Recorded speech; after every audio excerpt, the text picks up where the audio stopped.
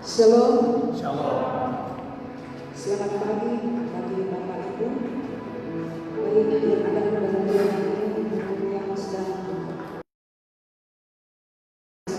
terpercaya kesempatan yang Tuhan berikan kepada kita. Mari kita berikan yang terbaik bagi Tuhan. Puji nama Tuhan. Setelah kita mulai ibadah kita pada pagi ini, kita angkat itu pujian, pujilah Tuhan.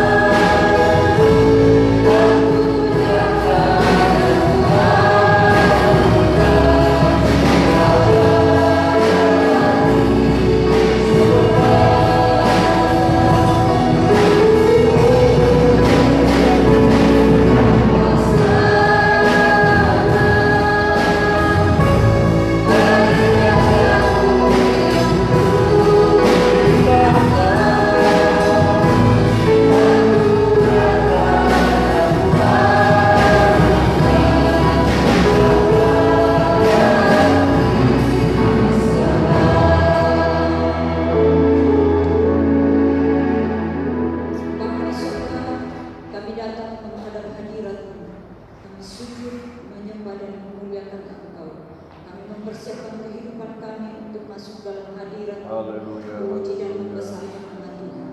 Ada banyak kelemahan kekurangan kami, Tuhan ampuni supaya kami dilayakan menghampiri Tuhan, memberi pujian yang terbaik bagi Tuhan.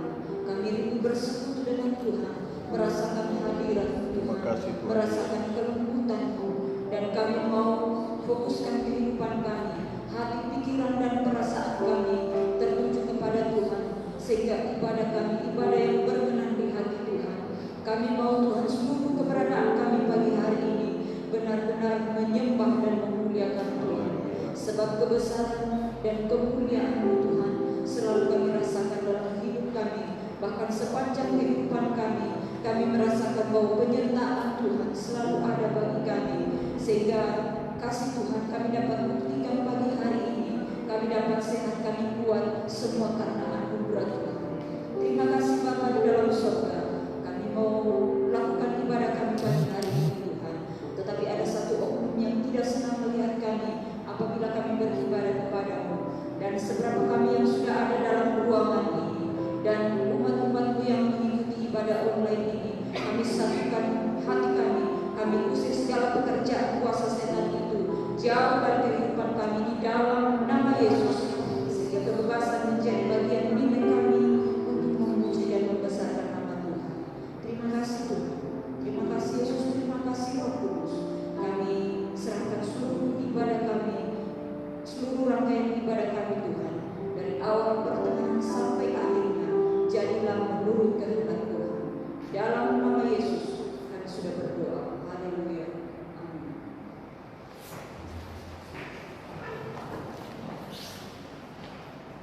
Puji nama Tuhan. Pada saatnya kita akan masuk dalam puji-pujian. Mari kita angkat untuk pujian serukan nama.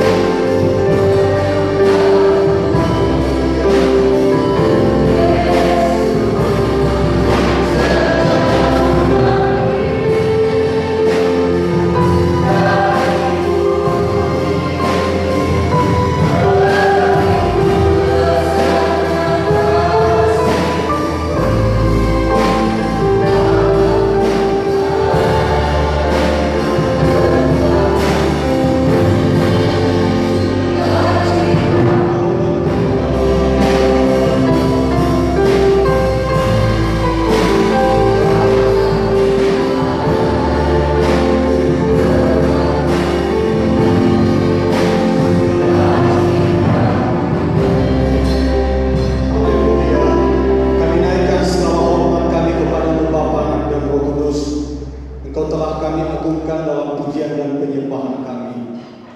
Beberapa saat kami buka hati kami untuk ditaburi oleh kebenaran firman-Mu. Roh Kudus mengurapi hati, pikiran, pendengaran kami, sehingga setiap firman yang kami dengarkan pagi hari ini meneguhkan iman. Kami mendapatkan sesuatu yang luar biasa. Ada kekuatan, ada kuasa yang bekerja ketika kami mendengarkan firman-Mu.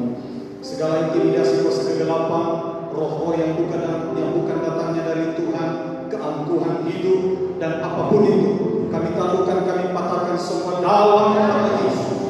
Biarlah firman-Mu berotoritas di tengah-tengah kami. Biarlah wibawa firman dinyatakan bagi kami. Kami siap mendengarkan firman di dalam nama Tuhan Yesus Kristus. Haleluya. Amin. Begitu. Haleluya. Selamat pagi bagi Bapak Ibu, baik yang ada di gereja, yang ada di rumah Tuhan, dan yang ada di rumah, bahkan di beberapa tempat yang mengikuti ibadah langsung dari mimbar DPD Platinum. Selamat pagi bagi kita semua dan selamat menikmati kebenaran firman Allah. Firman Allah pagi hari ini terambil dari Injil Matius pasal 6 ayat 3 dan Kisah Para Rasul pasal 20 ayat 35. Matius pasal 6 ayatnya yang ketiga dan Kisah Para Rasul pasal 20 ayat 35. Kita baca terlebih dahulu Matius pasal 6 ayatnya yang ketiga. Injil Matius pasal 6 ayat 3, untuk ayat ini kita baca secara bersama-sama. Kisah Para Rasul pasal 20 saya akan baca. Matius pasal 6 ayatnya yang ketiga kita baca 1, 2, 3. Tetapi jika engkau memberi sedekah, janganlah ketahui tangan kiri apa yang diperbuat tangan kananmu. Kita buka Kisah Para Rasul pasal 20 ayatnya yang ke-35. Bapak Ibu dengar, saya bacakan ayat ini. Kisah Para Rasul pasal 20 ayatnya yang ke-35. Dalam segala sesuatu telah kuberikan contoh kepada kamu, bahwa dengan bekerja demikian kita harus membantu orang-orang yang lemah dan harus mengingat perkataan Tuhan Yesus, sebab Ia sendiri telah mengatakan, adalah lebih berbahagia memberi daripada menerima. Dari kedua ayat yang kita baca ini saya akan beri tema firman Allah, memberi tanpa mengingat dan menerima tanpa melupakan. Saya ulangi, tema firman Allah pagi hari ini, memberi tanpa mengingat dan menerima tanpa melupakan. Kedua hal ini saling kait-mengait karena banyak orang yang mampu memberi, tetapi ketika menerima ada sesuatu yang salah. Kedua hal ini kita akan lihat pada pagi hari ini. Tidak semua pemberian itu berkenan kepada Tuhan, dan tidak semua juga yang kita terima itu jadi berkat bagi kita. Ada banyak contoh di dalam Alkitab orang yang memberi, tetapi Tuhan tidak senang. Ada juga orang di dalam Alkitab yang diberitakan di dalam Alkitab menerima, tetapi apa yang diterima tidak jadi berkat bagi dia. Kedua hal ini kita akan lihat secara Alkitabiah, prinsip-prinsip di dalam pemberian dan di dalam menerima. Ini yang kita akan lihat pagi hari ini. Kita tahu semua bahwa Matius pasal 6 ini adalah bagian dari khotbah Yesus di bukit. Kemudian Kisah Para Rasul pasal 20 ayat 35. Memang secara tulisan itu kita tidak temukan di dalam Injil, tetapi itu adalah ringkasan dari khotbah Yesus di bukit tentang memberi dan menerima. Itu kembali diungkapkan oleh penulis Kisah Para Rasul, yaitu Lukas. Lukas adalah salah satu dari murid Yesus dari 70 murid. Memang Injil ini Matius, Markus, Lukas, Yahya khusus untuk Yohanes dengan Injil Matius itu ditulis langsung oleh murid dari ke-12 murid itu. Tetapi untuk Injil Lukas dan Injil Markus itu ditulis oleh kelompok 70 murid. Apa yang disampaikan oleh Tuhan di dalam khotbahnya kembali diungkapkan oleh salah satu dari 70 murid Yesus, yaitu Lukas, di dalam Kisah Para Rasul. Bagaimana lebih berbahagia memberi daripada menerima. Kita kembali lihat di pasal 6 dari Injil Matius ini. Saya akan baca mulai dari ayat 1 ayat 2. Ingatlah, janganlah kamu melakukan kewajiban agamamu di hadapan orang supaya dilihat mereka. Karena jika demikian, kamu tidak beroleh upah dari Bapamu yang di sorga. Jadi apabila engkau memberi sedekah, janganlah engkau mencanangkan hal itu seperti yang dilakukan orang munafik di rumah-rumah ibadah dan di lorong-lorong, supaya mereka dipuji orang. Aku berkata kepadamu, sesungguhnya mereka sudah mendapat upahnya. Tetapi jikalau engkau memberi sedekah, janganlah diketahui tangan kirimu apa yang diperbuat tangan kananmu. Bapak Ibu, di pasal 6 ini ada 3 hal yang ditekankan oleh Yesus, dan itu memiliki prinsip yang sangat hebat menurut Yesus. Pertama, tentang memberi sedekah. Memberi sedekah diberi perhatian khusus tentang daripada Yesus. Bagaimana kita menyalurkan sedekah, bagaimana kita memberi. Yesus sangat konsen dalam soal ini. Memang ada ayat-ayat di dalam Alkitab berkata begini, bahwa keselamatan bukan karena perbuatan baik. Keselamatan itu kasih karunia, tetapi kasih karunia tidak ada gunanya tanpa perbuatan baik. Kedua hal ini penting. Kasih karunia penting, tetapi perbuatan baik, sedekah pemberian itu penting. Saya pernah sampaikan dari lembang ini bahwa satu waktu di dalam Kisah Para Rasul pasal 10 ada seorang yang bernama Cornelius. Dia seorang perwira Kaisarea. Dia bukan perwira di Israel, tetapi salah satu perwira dari kerajaan Roma. Memerintah, dia mengendalikan tugasnya di Kaisarea. Satu waktu dia seorang yang sangat suka memberi sedekah. Ada 2 hal yang menarik di dalam kehidupan orang itu. Pertama, dia suka berdoa, dan yang kedua, suka memberi sedekah. Memang ada ayat di dalam frasa itu berkata dia sabar, tetapi Allah tidak begitu tertarik dengan kesalehannya. Justru ada 2 hal yang membuat Cornelius mendapat perhatian khusus dari Tuhan. Karena dikatakan di dalam ayat itu, ketika Tuhan mendengar, telah didengar oleh Tuhan doamu dan sedekahmu. Biasanya yang didengar itu adalah berkata yang diungkapkan di dalam doa. Tetapi dalam Kisah Para Rasul pasal 10 dikatakan di sana, Tuhan telah mendengar doa dan sedekahmu. Ketika Tuhan dengar itu, Tuhan menyatakan sesuatu bagi Petrus. Pada waktu itu Petrus ada di Roma. Kemudian Tuhan memberikan penglihatan kepada Petrus bahwa ada seseorang di Kaisarea, seorang perwira yang hidup saleh, hidup takut akan Tuhan, suka memberi sedekah dan suka berdoa. Dia tidak tahu berdoa kepada siapa. Karena kita berkata bahwa dia belum mengenal Yesus, tetapi perbuatannya itu menarik Tuhan. Bahkan Tuhan berkata begini, didengar Tuhan itu sedekahnya dan doa. Akhirnya Tuhan menyatakan sesuatu kepada Petrus. Disingkapkanlah ada penglihatan tentang makanan yang ada di dalam bungkusan dan diturunkan dari langit. Itu binatang-binatang alam. Kemudian Petrus berkata begini, jijik, tidak pernah aku makan dan tidak pernah aku tahu tentang hal itu. Tapi Tuhan berkata begini, apa yang aku katakan halal, tidak ada yang halal. Ada pesan yang ingin disampaikan oleh Tuhan di sana kepada Petrus, bahwa Petrus menganggap bahwa tidak mungkin saya bisa melayani orang kafir ini. Kita tahu semua bahwa Petrus ini dipilih menjadi rasul bagi orang Yahudi, bagi orang Israel. Dan ketika diperhadapkan dengan itu, di dalam pikiran Petrus, karena dia dari kalangan orang Seol, keyahudian itu sangat kental sekali. Kalau sekarang ini dia seorang Sionis yang sangat-sangat radikal. Dia tidak peduli dengan orang-orang yang ada di luar Israel. Dia tidak mau tahu. Dan ketika Tuhan menyuruh pergi melayani dengan penglihatan itu, Petrus berkata begini, saya tidak mau pergi ke sana. Dia orang kafir. Dia itu haram. Kira-kira bahasanya haram bagi saya melayani orang itu. Tapi kemudian Tuhan berkata begini, pergi ke sana. Aku mengutus kau ke sana melayani orang itu. Singkat cerita, ketika Petrus jumpa dengan Cornelius, akhirnya Cornelius bertobat, menerima Yesus, dan seisi rumah menerima Tuhan Yesus. Nah, Bapak Ibu Saudara yang dikasihi oleh Tuhan, dari apa yang saya sampaikan ini, Allah begitu tertarik dengan sedekah. Bahkan di dalam khotbah Yesus, salah satu yang sangat ditekankan adalah tentang pemberian. Saya ulang, memang di dalam tulisan-tulisan Paulus kita diselamatkan bukan karena perbuatan baik, tetapi kasih karunia Allah, Allah itu kosong tanpa pemberi. Karena kasih karunia itu adalah pemberi. Makanya Tuhan berkata begini di ayat 3 dari Matius pasal 6. Tetapi jika engkau memberi sedekah, janganlah diketahui kirimu apa yang diperbuat tangan kananmu. Ada konsep yang Tuhan mau inginkan di sana untuk kita lakukan. Ada dua hal yang penting yang harus diperhatikan terkait dengan memberi.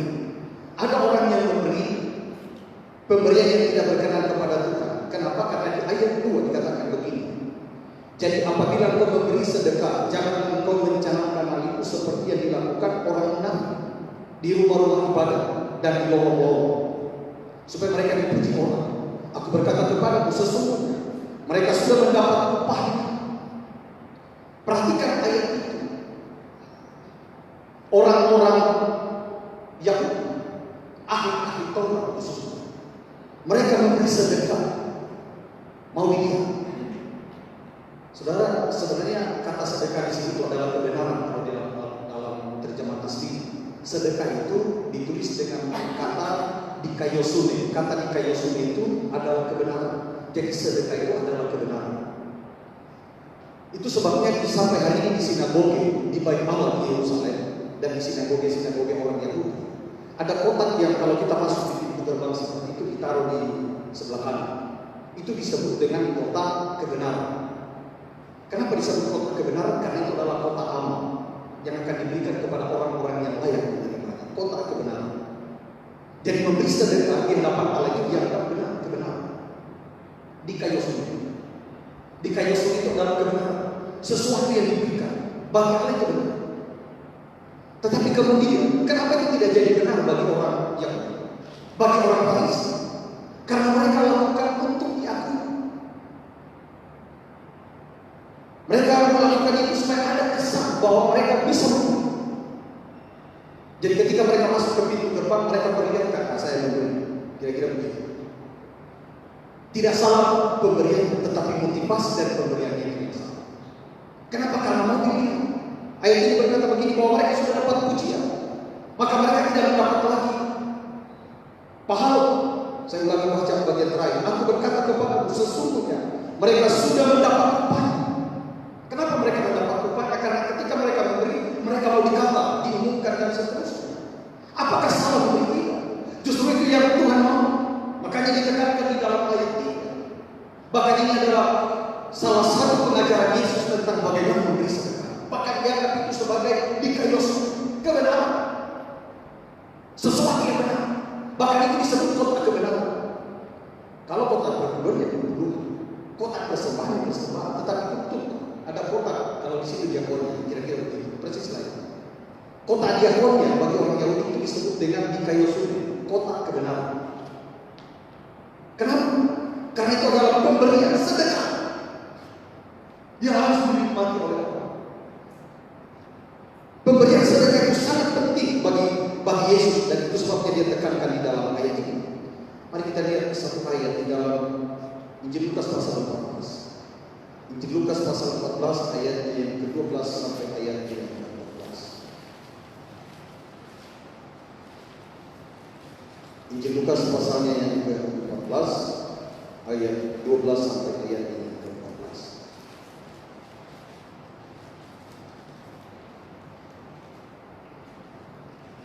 Dan Yesus berkata juga kepada orang yang mengundang dia, apabila engkau mengadakan perjamuan siang atau perjamuan malam, janganlah engkau mengundang sahabat-sahabatmu atau saudara-saudaramu atau kaum keluargamu atau tetangga-tetanggamu yang kaya, karena mereka akan membalasnya dengan mengundang engkau pula, dan dengan demikian engkau mendapat balasan.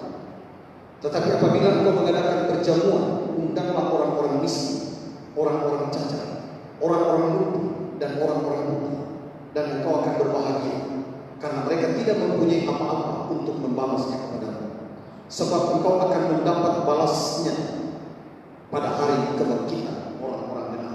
Bapak Ibu sudah perhatikan apa yang ditekankan Yesus, sedekah, memberi makan orang, itu penting sekali. Karena dikatakan begini, ketika dia datang, ketika kita sudah bangkit dia datang, kita dapat upah. Jadi sebenarnya pemberian sedekah itu berdampak kepada kekekalan. Tapi kemudian ditekankan di situ, jangan memberi karena ada imbalan, ada tujuan kita. Kita memberi orang makan supaya satu waktu kita juga diundang.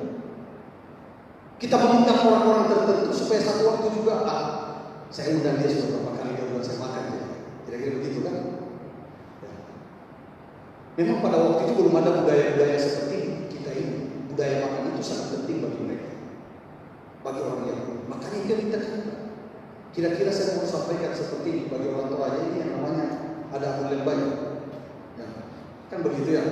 Tidak enak dia sudah datang waktu saya nikah, waktu saya nikah, waktu orang tua saya meninggal, waktu saya berkurang, masa saya melakukan sesuatu saya tidak datang. Ya. Apakah salah sebenarnya? Yang salah itu adalah motivasi. Tidak apa-apa kita, tapi ketika ada motivasi yang negatif, kita tidak akan dapat pahala di dalam kekekalan, karena kita sudah dapat pahalanya. Ini pemberian yang tidak berkenan kepada Tuhan. Saudara, kita lihat lagi di dalam ayat Mazmur pasal 49. Mazmur pasal 49. Ini pemberian yang lagi. Saya memberikan beberapa contoh untuk menjadi perenungan kita. Mazmur pasal 49 ayat 6 sampai ayat 7. Mazmur pasal 49 ayat 6 sampai ayat 7. Mengapa aku takut pada hari-hari celaka, pada waktu aku dikepung oleh kejahatan pengejar-pengejarku? Mereka yang percaya akan harta bendanya dan memegahkan diri dengan banyaknya kekayaan mereka. Saudara perhatikan di sini, seolah-olah keselamatan mereka di bumi itu bisa dibeli dengan harta benda, dengan kekayaan. Itu juga Tuhan tidak kenal. Karena seperti apapun kekayaan kita itu akan merusak. Saya 2 hari yang lalu membaca sebuah postingan. Ada seorang di Eropa, dia menang lotre. Akhirnya dia menjadi seorang yang kaya sekali. Kaya. Akhirnya dia membuat sebuah status. Ini terjadi pada tahun 1973. Dia seorang yang sangat terkenal pada waktu itu. Dia menang lotre dan dia memiliki begitu banyak uang. Apa yang dia buat? Dia bersenang-senang, bahkan dia berkata begini bahwa segala sesuatu bisa dibeli. Dia mulai sombong, padahal awalnya dia seorang yang taat. Tapi ketika dia sudah menang lotre, wah dia mulai lupa Tuhan. Tidak mau pergi ke gereja, hidupnya di tempat-tempat yang tidak baik. Bahkan dia berkata begini, tidak ada Tuhan, Tuhan itu adalah uang. Tuhan itu adalah harta. Dia beli segala macam. Tapi satu waktu terjadi masalah. Keponakannya yang sebenarnya dia persiapkan untuk melanjutkan warisan mulai tidak benar. Dia pengedar narkoba, bahkan konsumsi narkoba. Mulai hancur-hancur. Dia ditipu oleh orang yang sangat orang yang dia percaya sekali, ditipu. Bahkan dari satu masalah ke masalah yang lain dalam jangka waktu 7 tahun, semua uangnya yang begitu banyak. Itu kalau kita rumuskan sekitar 70 triliun uang. Saya tidak tahu itu uang, saya belum pernah lihat miliar saja tadi, atau 1 triliun miliar. Ini 70 triliun. Bagaimana ceritanya itu 70 triliun? Saya tidak tahu. Mungkin kalau Pak Soni biasa lihat, kalau saya susah. Pak ini biasa lihat ya. Susah saya bagaimana cara membayarkannya. Saya lihat miliar saja itu sudah berapa kali gitu. Apalagi ini triliun seperti apa teman? Dia berkata bahwa dia sudah punya segala, tapi kemudian dia pikir keselamatan dia bisa beri dengan uangnya. Dia sudah memberi rumah, bahkan dia bangun 2 gereja. Dia sudah tidak percaya Tuhan, tapi dia bangun 2 gereja. Bagian dan dia katakan begini, saya bisa beri Tuhan. Saya bisa buatkan gereja untuk orang bisa beri Tuhan. Dia buat gereja itu mewah sekali. Dia berpikir bahwa itu sudah sedekah. Tidak semua pemberian itu berkenan kepada Tuhan. Amin. Tidak semua. Nah, mari kita lihat pemberian seperti apa yang berkenan kepada Tuhan. Kita kembali, kita lihat 2 Korintus pasal 9 ayat 7. Kita sebelum ke sana kita lihat dulu Amsal pasal 9 pasal 17. Amsal pasal 19. Ini penting sekali. Amsal pasal 19 ayat yang ke-17. Yang suka baca Amsal, saya kira ayat ini menjadi ayat yang banyak dibaca orang dan dihafal orang. Karena ini sangat menentukan iman dan membuat kita menyadari banyak hal. Amsal 19 ayat yang ke-17. Kita baca sama-sama ini. 1, 2, 3. Siapa menaruh belas kasihan kepada orang yang lemah, menghutangi Tuhan yang akan membalas perbuatannya itu. Kira-kira bisakah Tuhan kita berhutang? Saya yakin tidak. Apapun kita buat tidak akan pernah kita bisa menghutangi. Kita lah yang berhutang dengan Tuhan. Amin. Tetapi di dalam soal pemberian kita kepada orang-orang yang lemah, orang-orang miskin, sedekah. Sulaiman berkata, dan ini adalah firman yang Tuhan bukan, bahwa itu kita sedang menyumbang. Kenapa sampai Tuhan berkata begini? Yesus berkata di dalam khotbahnya di bukit, bahwa sedekah itu adalah kebenaran di kios itu. Kebenaran, kotak kebenaran. Karena ketika kita lakukan itu sama dengan kita sedang meminta itu. Tidak ada ayat Alkitab, tidak ada perbuatan di dalam Alkitab yang kemudian kita buat membuat Tuhan berhutang. Tidak ada. Melayani sekali tidak meminta itu. Tetapi dalam soal sedekah kepada orang lemah, kita sedang meminta itu. Bukankah Yesus pernah berkata begini? Ketika ada orang yang datang kepadanya, kemudian Yesus berkata begini, ketika aku lapar, kamu tidak kasih aku makan. Ketika aku telanjang, kamu tidak kasih aku baju. Ketika aku sakit, kamu tidak datang menjadi tabib bagiku. Murid-murid berkata begini, kapan kau sakit? Kami tidak menjenguk engkau. Kapan kau lapar? Kami tidak kasih makan. Kapan kau tidak pakai baju? Kami tidak kasih baju. Kemudian Yesus berkata begini, di antara kamu banyak orang miskin, tetapi kamu tidak melakukan sesuatu kepada mereka. Dan dia berkata begini, menyala dari mana. Tetapi untuk kelompok yang lain, dia berkata begini, ketika aku lapar kau kasih aku makan. Ketika aku telanjang kau kasih aku baju. Ketika aku sakit kau datang menjenguk dan mendoakan aku. Sama-sama. Haleluya. Amin. Dalam soal kenapa sampai Tuhan berkata begini? Itu adalah sebuah kebenaran. Saya bilang, dalam segala hal Allah tidak pernah bisa dipinta. Tetapi dalam soal sedekah itu sangat penting. Kemarin ketika terjadi musibah di Maluku dan beberapa rentetan sesudah itu di Wajah terjadi, di beberapa tempat di Indonesia terjadi banjir, di Bandung dan beberapa tempat karena memang curah hujan begitu tinggi. Banyak kejadian di minggu-minggu terakhir. Saudara perhatikan orang-orang yang berada dalam keadaan sulit. Di masa-masa dia ada diskriminasi, ada tempat-tempat orang mengungsi itu menimpa bahkan tumpukan seperti sampah karena kepentingan politik. Sudah dekat lagi pilkada di bawah. Ya. Tapi ada tempat-tempat orang mengungsi, mau makan saja, mau minum saja. Tapi puji Tuhan oleh gereja itulah yang kemudian diperhatikan. Ada beberapa gereja yang mengutus utusan ke sana, termasuk gereja kita sudah mengutus orang-orang ke tempat itu di arah ke Seko. Ya. Kita dari belakang karena mereka tinggal di daerah-daerah kemusaukan karena mereka sudah tidak punya rumah dan tidak punya keluarga. Tidak ditampung lagi oleh pemerintah untuk bertemu. Tetapi luar biasa ketika saya melihat itu sampai di dalam hati sepertinya mau bisa. Tapi agak sulit ke sana. Untuk gereja Pentakosta di Indonesia kita sudah percayakan pendeta Om Tandiasa dengan Bapak Pendeta Dedi Rope dan Majelis Wilayah dari Bersama, Majelis Wilayah dari Sabang. Mereka sudah menyalurkan bantuan-bantuan kita. Hari ini juga kita akan mengadakan aksi di gereja ini. Saudara, itu penting. Mungkin saudara berkata begini, siapa mereka? Tidak ada hubungan kedua. Kita tidak lihat.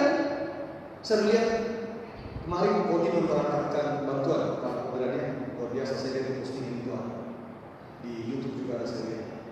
Saya lihat Pak Edi juga kepala merah dan mengirim bantuan ke sana. Luar biasa, luar biasa. Hari ini juga kita bukan persoalannya Bapak Ibu Saudara, tetapi sedekah itu bernilai kebenaran. Amin. Pemberian itu bernilai kebenaran. 100 rupiah, tapi dinikmati oleh orang yang benar-benar berada dalam keadaan sulit. Bukankah mereka itu ciptaan Tuhan? Bukankah mereka itu adalah orang yang Tuhan tempatkan di muka bumi, pembawa bukan orang? Sedekah itu adalah bernilai kebenaran. Haleluya. Mari kita lihat bagaimana kita memberi dengan benar. 2 Korintus pasal 9 ayat 7. 2 Korintus pasal 9 ayat 7.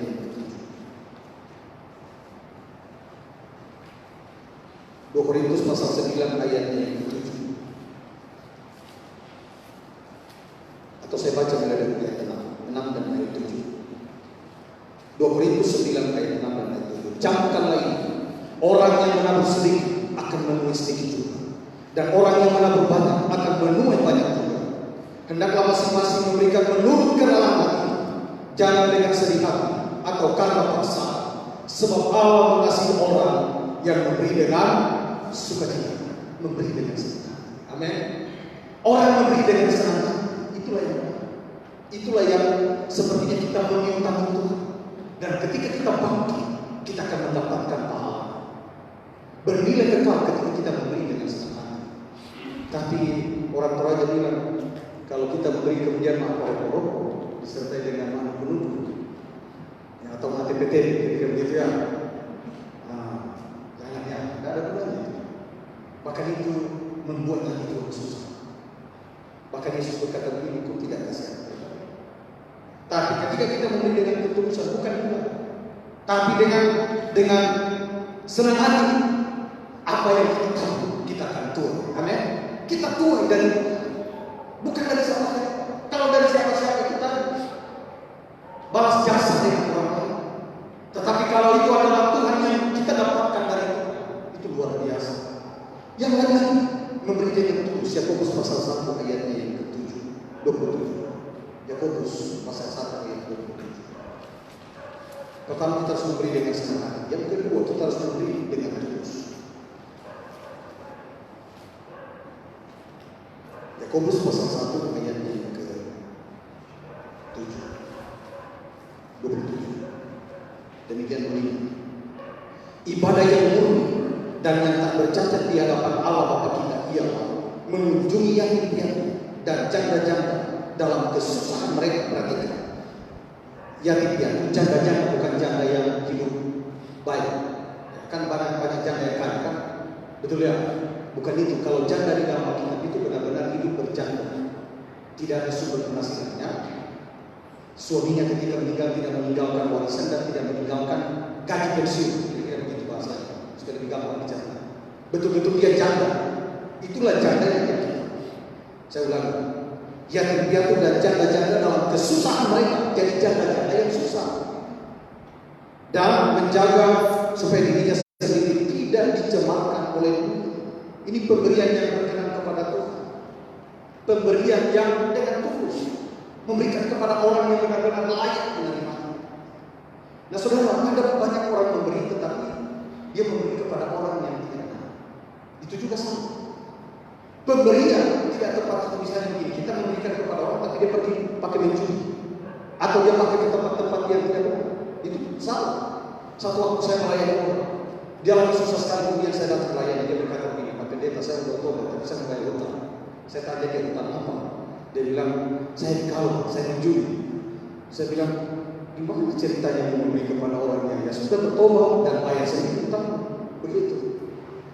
Betul ya? Jangan salah memberi. Banyak yang contoh, banyak orang salah memberi. Itu juga salah. Benar-benar kepada orang yang tepat kita memberi. Amin. Itu yang saya katakan. Orang yang tepat yang layak menerima. Minta maaf, banyak orang mau pergi ke tempat-tempat maksiat karena dia susah, kemudian kita kasih uang, dia pergi lagi melakukan itu. Itu salah.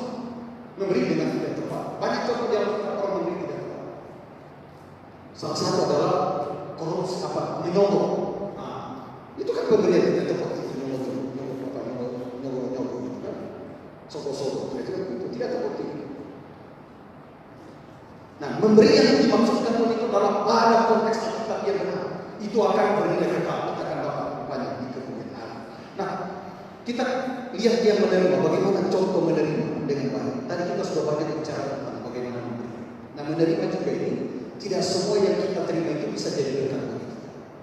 Saudara perhatikan contoh misalnya Yudas. Dia jual Yesus, dia dapat 30 keping perak. Tapi apakah itu jadi berkat bagi? Jadi kutuk. Bahkan dengan itulah kemudian sampai hari ini tanah yang dia beli dengan 30 keping perak itu, transaksi tentang Yesus itu, dia pakai membeli tanah dan sampai hari ini tidak ada orang yang mau tinggal di tempat itu.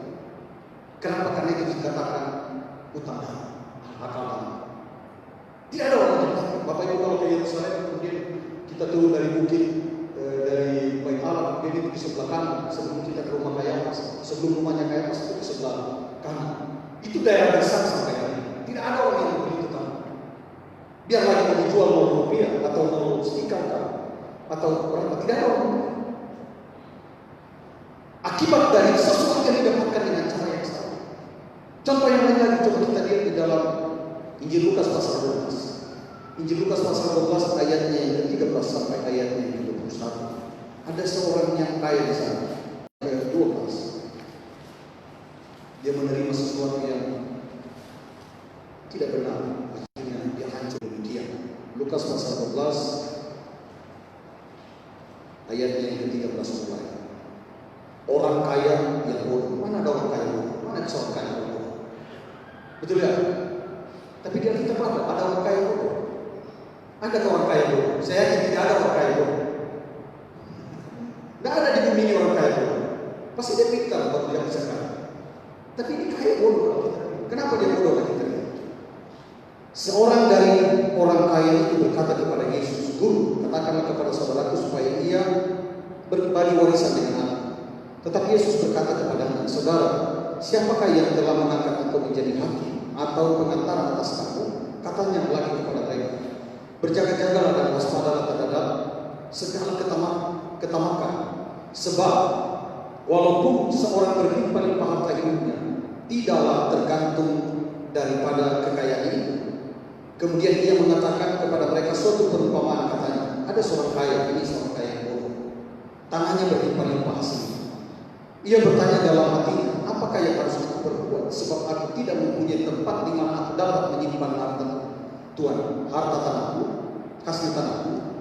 Lalu katanya, "Inilah yang akan aku perbuat.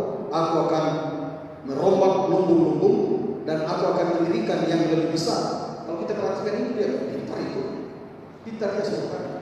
Dia berusaha pintar. Dia bisa mengelola. Dia buat, kalau sekarang bulog tersedia semua.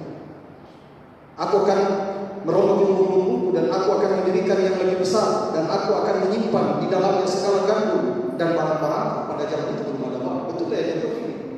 Ya, hebat ya, pintar ya. Tapi ayat 19 ayat 2. "Sesudah itu aku akan berkata kepada jiwaku, jiwaku, ada padamu banyak barang tertimbun untuk bertahun-tahun lamanya. Beristirahatlah, makanlah, minumlah dan bersenang-senanglah. Tetapi firman-Allah kepadanya, hai engkau orang bodoh, pada malam ini juga jiwamu akan diambil daripadamu, dan apa yang telah kau sediakan untuk siapakah itu nanti? Demikianlah jadinya dengan orang yang mengumpulkan harta bagi dirinya sendiri, jika ia tidak kaya di hadapan Allah." Saudara perhatikan, saya bilang mana ada orang kaya bodoh? Tidak ada orang di bumi kaya bodoh. Tapi kenapa bodoh? Karena setelah dia kaya, setelah dia berusaha dengan kepintarannya, dia buat semua pintar dia. Dia menabung kalau untuk sekarang ini dia buat deposito, kalau sekarang ini karena waktu itu belum ada bank, dia buat seperti hebat dia. Dia otak ekonominya jauh. Tetapi kemudian kenapa dia jadi bodoh? Karena sesudah dia kaya, dia lupa semuanya. Bahwa itu adalah pemberian, itu adalah titipan. Segala sesuatu itu dari Tuhan. Nah ini yang tidak benar. Ayat Tuhan berkata begini, ini orang bodoh. Orang bodoh. Saudara, itu cara menerima sesuatu kemudian digunakan dengan cara yang salah. Itu juga tidak dikenal oleh Tuhan. Nah contoh orang-orang yang menerima yang tidak melupakan Tuhan. Kita perhatikan orang-orang yang menerima dan tidak melupakan kebaikan Allah. Elia. Saya sudah pernah sampaikan 3 minggu yang lalu waktu ini.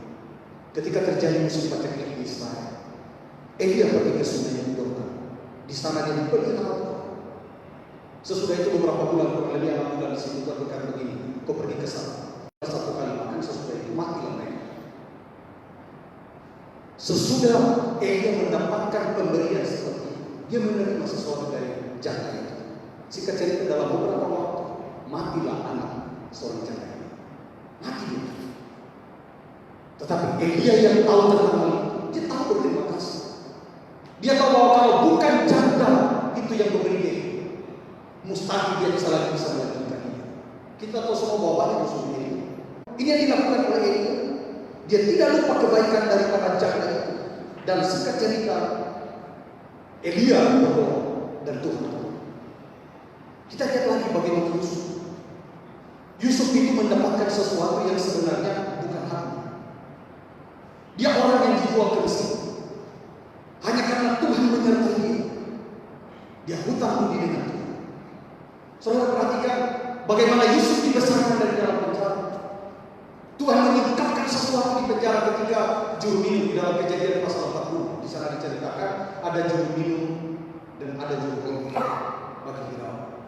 Dimasukkan ke dalam penjara bersama-sama dengan Yusuf. Bermimpilah kedua orang itu.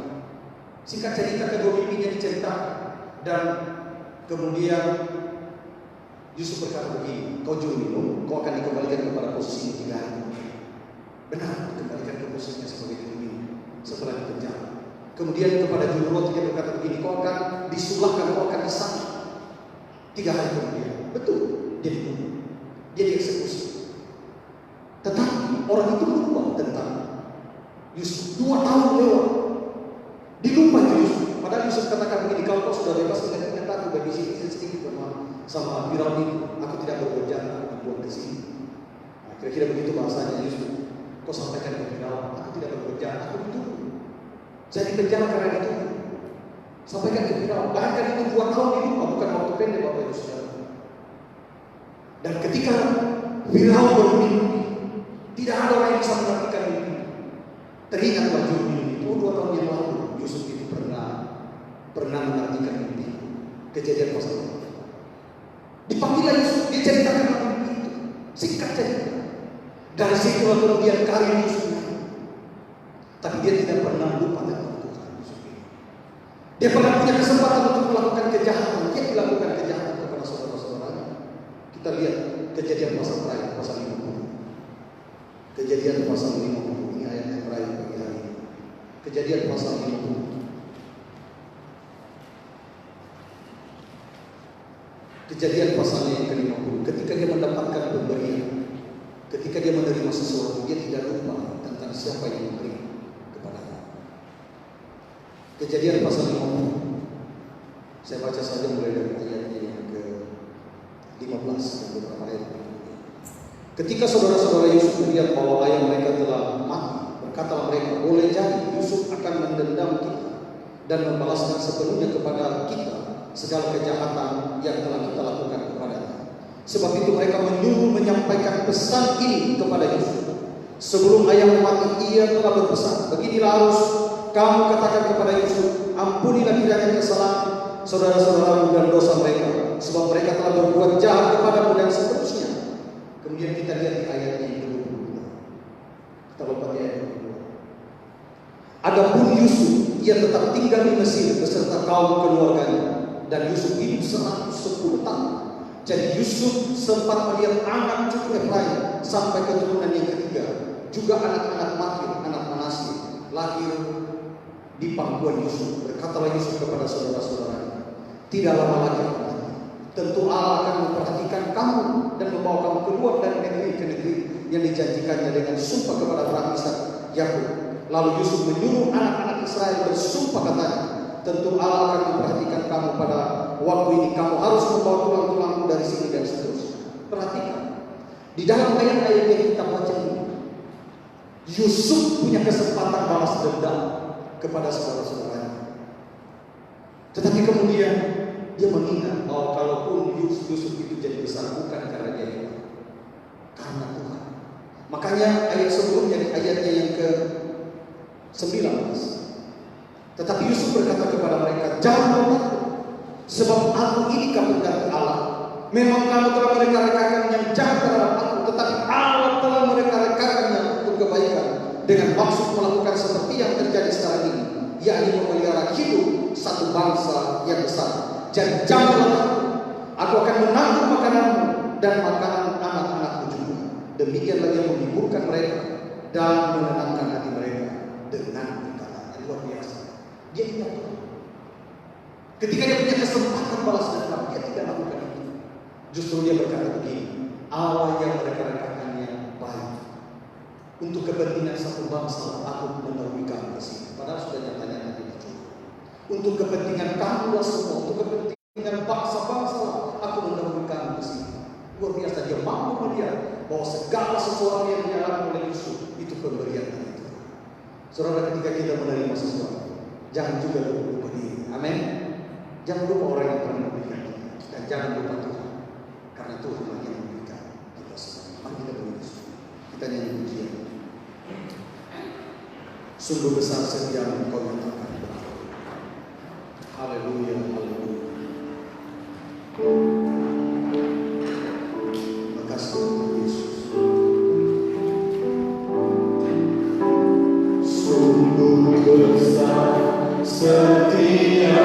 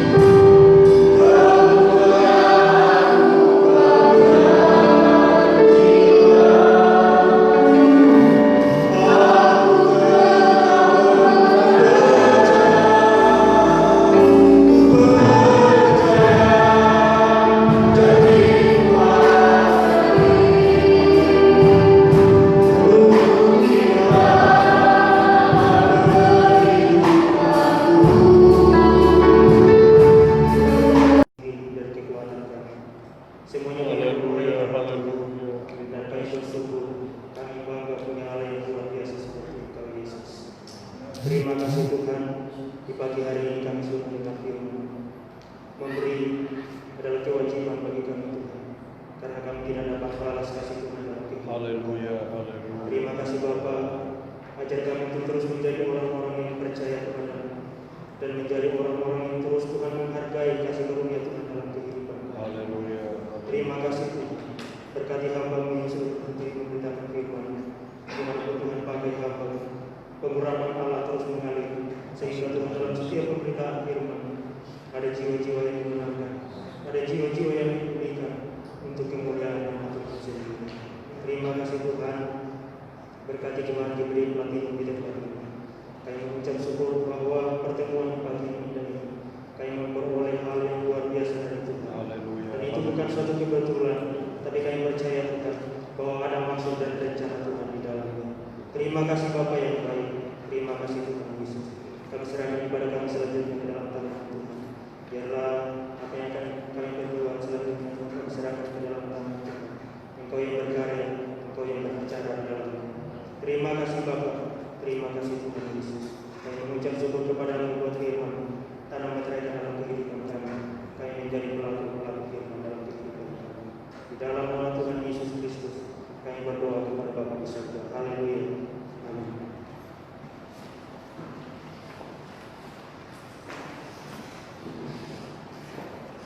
Haleluya. Haleluya. Puji nama Tuhan, pada saat ini kita akan membawa korban persembahan. Sambil persembahan menjalankan, kita akan pujian bersama. Yesus,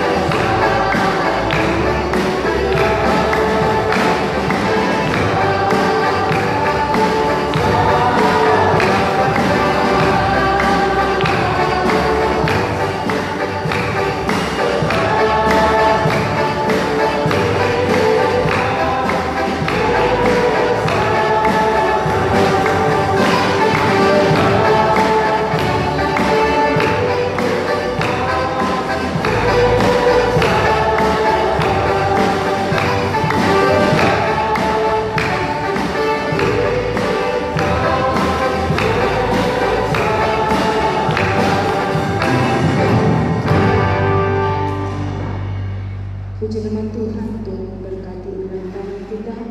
Selanjutnya kita dengarkan pengumuman kegiatan jemaat di sepanjang minggu ini. Kepada sekretaris silakan.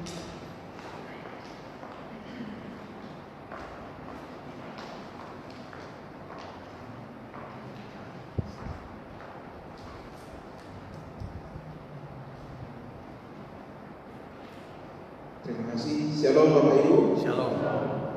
Kita mendengarkan kegiatan jemaat untuk sepanjang minggu ini. Sampai saat ini belum ada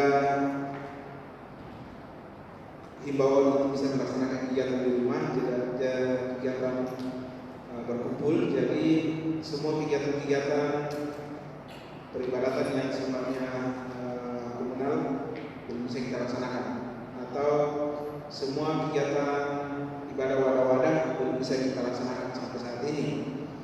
Kemudian untuk doa hari Kamis masih dialihkan ke rumah masing-masing. Dan hari Minggu kita akan kembali beribadah di tempat ini pada jam 9 pagi, dan yang pujian Bapak Ayu Dale Selet beliau ada atau di singers hamba Tuhan Novi dan hamba Tuhan Yuyun. Kemudian pemain musik tim saudara Abek dan LCD saudari Jessi Anugrah, dan sound system Bapak Matius Kolei. Itulah jadwal kegiatan atau kegiatan jemaat untuk sepanjang minggu ini. Dan tetap kami sampaikan Bapak Ibu bahwa selain kita beribadah di tempat ini, masih bisa tetap kita beribadah lewat online, ya. Jadi lewat Facebook. Sudah ada banner yang kami bagi setiap minggu untuk bisa kita lihat tempat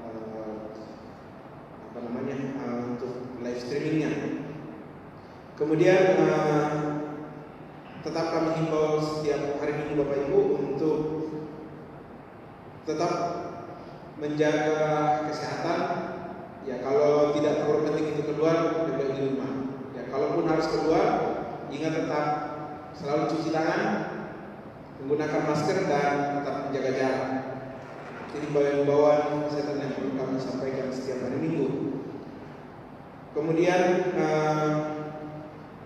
tambahan Bapak Ibu bahwa kemarin kami mendapatkan surat.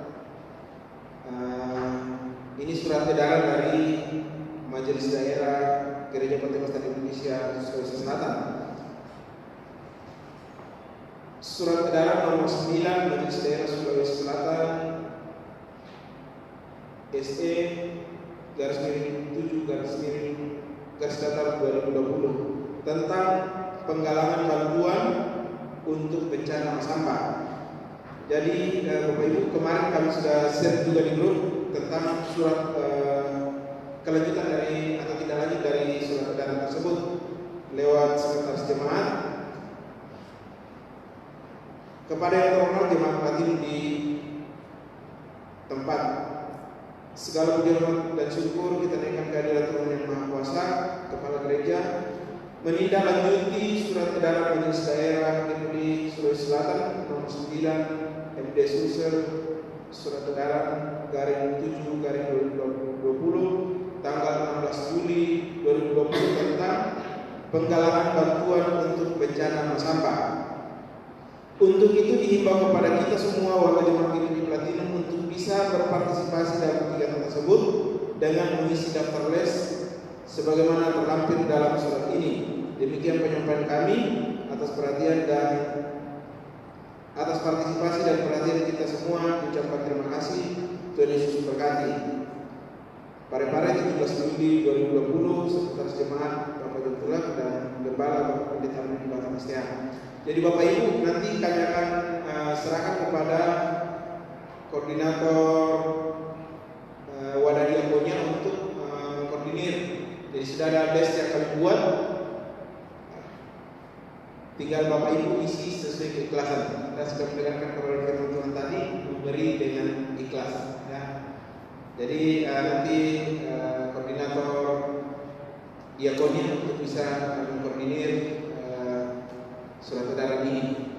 Saya kira itu pengumuman kami. Sekali lagi tetap menjaga kesehatan kita dengan berpedoman pada protokol kesehatan. Demikian pengumuman kami. Selamat ulang tahun bagi Bapak Ibu yang berulang tahun dalam minggu ini. Tuhan Yesus memberkati. Saya kembalikan kepada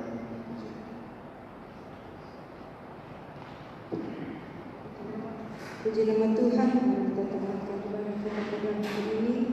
Sebelum kita untuk berdiri dan kita akan pujian Kau Allah yang besar.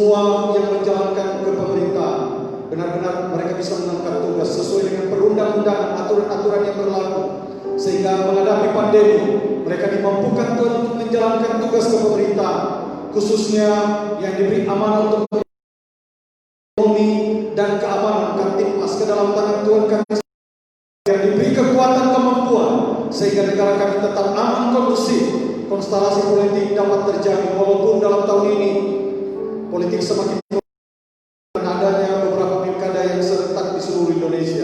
Tapi kami yakin bangsa ini kekuatan bagi semua pemerintah kami untuk menjalankan. Kami berdoa untuk kota Parepare di mana kami ada. Biarlah kota ini diberkati Tuhan. Menjadi salah satu alat untuk menjadi pengejauhan kasih karunia Allah di kota ini. Sehingga kota ini aman kondusif. Kami berdoa untuk kesejahteraan kota kami. Kami berdoa untuk keamanan. Kami berdoa untuk keselamatan. Kami berdoa untuk kebangunan rohani. Biarlah kota ini dilawat dan diberkati Tuhan. Terima kasih Tuhan. Segala puji hormat hanya bagi-Mu Yesus. Pada hari ini, jika kau mendengarkan suara Tuhan Allah dengan baik, melakukannya dengan setia di dalam hidup, yang Tuhan janjikan di dalam firman-Nya digenapi di atas hidupmu. Diberkatilah keluar masukmu dari rumah, diberkatilah kau di kota, diberkatilah kau di desa, diberkatilah kau dalam segala profesi. Sakit penyakit termasuk virus corona, termasuk jemaat yang disembuhkan. Allah melakukan kau dari musuhmu. Allah memberkati rotimu, ada orang kandungan ternak. Allah mengangkat engkau dari bangsa. Allah menjadikan jadi ekor. Berjanjikan kepada Abraham, Ishak dan Israel digenapi di atas itu. Arahkan hati, arahkan tangan dan beri berkat iman Tuhan. Kekasih-kekasih Tuhan, kita semua berkat nikmat dari Allah, kasih karunia dari Tuhan kita Yesus Kristus, persekutuan penghiburan dari Allah Kudus. Kita semua siang ini sampai Maranatha Tuhan Yesus datang kembali, menjemput kita semua saleh masuk dalam kerajaan surga, hidup selama-lamanya bersama dengan Dia. Untuk ibadah ini, berterima kasih buat segala kasih karunia dan berkat-berkat Tuhan bagi kami di dalam nama Tuhan.